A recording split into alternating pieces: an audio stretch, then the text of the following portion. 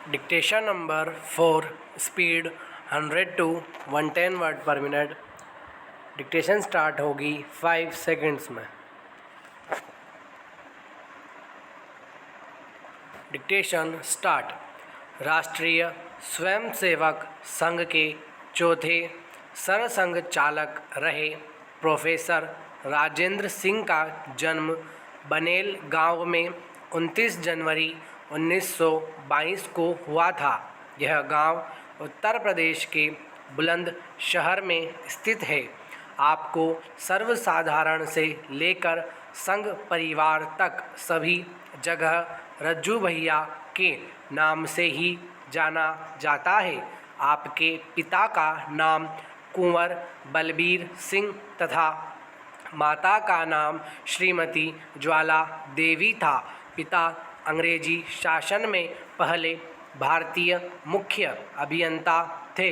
आपने प्रारंभिक शिक्षा पूर्ण कर प्रयाग विश्वविद्यालय से स्नातक किया।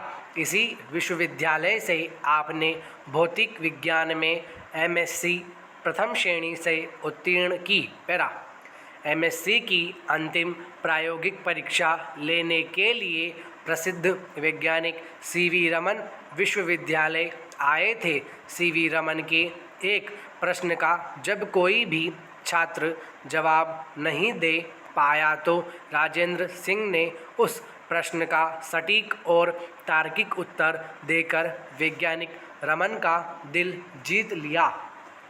रमन ने उनकी योग्यता से प्रभावित होकर उन्हें बेंगलोर चलकर शोध सहायक के रूप में कार्य करने का निमंत्रण दिया। रज्जू भैया उन दिनों संघ के कार्यकर्ता के रूप में अपने जीवन को एक अलग दिशा दे चुके थे। अतः उन्होंने सीवी रमन के प्रस्ताव को बड़ी विनम्रता से अस्वीकार कर दिया। रज्जू भैया की संघ शाखाओं में रुचि बढ़ने लगी थी। इन्हीं दिनों काशी में संघ शिक्षा वर्ग का आयोजन हुआ। यहीं से आपने संघ के प्रथम वर्ष का प्रशिक्षण लिया। वर्ग में संघ के तत्कालीन सरसंघ चालक श्री गुरुजी के शिवाजी का जयसिंह के नामपत्र विषय पर दिए गए भाषण से रज्जू भैया बहुत प्रभावित हुए। इस बौद्धिकी ने उनके जीवन की दिशा बदल दी। वे संघ के एक पूर्ण समर्पित स्वयंसेवक बन गए। अब रज्जू भैया अध्यापन कार्य के अतिरिक्त शेष सारा समय संघ कार्य में लगाने लगे। पैरा रज्जू भैया सादा जीवन उच्च विचार के प्रबल समर्थक थे। वे हमेशा तृतीय श्रेणी में ही प्रवास करते थे।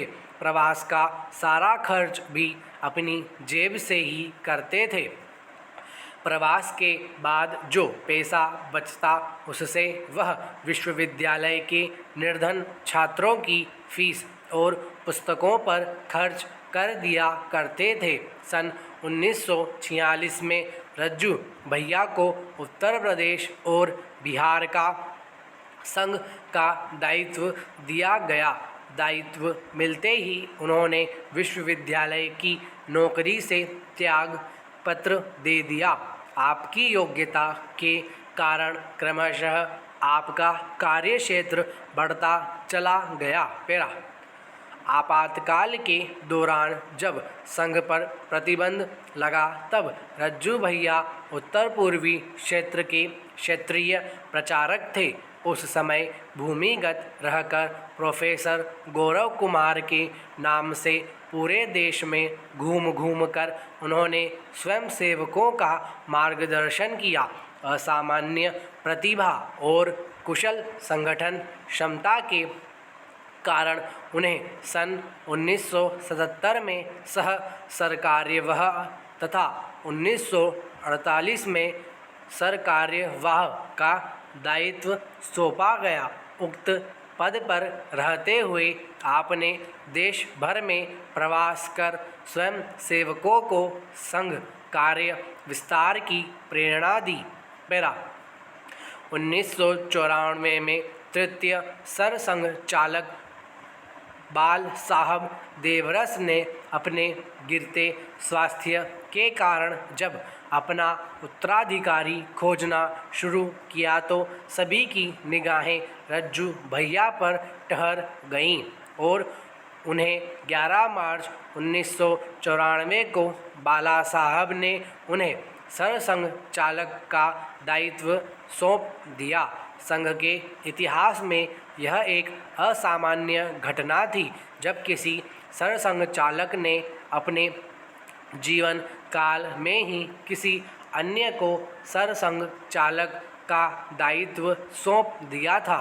सरसंघ चालक के शीर्षस्थ दायित्व का निर्वाह करते हुए आपने कई बार पूरे देश की परिक्रमा की है। आपने संघ कार्य के विस्तार की दृष्टि से यूरोप, ब्रिटेन, अमेरिका तथा दक्षिण पूर्वी एशिया की भी यात्रा की।